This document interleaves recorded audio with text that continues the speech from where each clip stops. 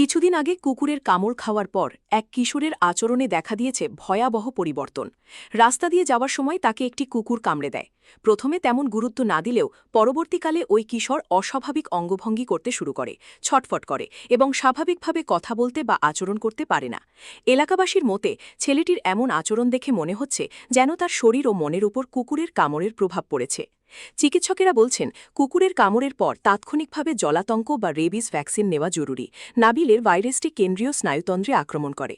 এই অবস্থাকে হাইড্রোফোবিয়া বা জলাতঙ্ক বলে। শেষ পর্যায়ে রোগী অনিয়ন্ত্রিত আচরণ করতে পারে এবং বেশিরভাগ ক্ষেত্রেই মৃত্যু অনিবার্য।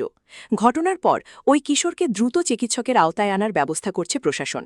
পাশাপাশি এলাকায় পাগলা বা সংক্রামিত কুকুর থাকলে তা ধরে ফেলতে নির্দেশ দেওয়া হয়েছে। স্থানীয় বাসিন্দারা আতঙ্কিত হয়ে পড়েছেন, কেউ কেউ ঘর থেকে বেরোতে ভয় পাচ্ছেন। কর্তৃপক্ষ জানিয়েছে, এই বিষয়ে জনসচেতনতা বাড়ানো এবং দ্রুত ভ্যাকসিন ব্যবস্থা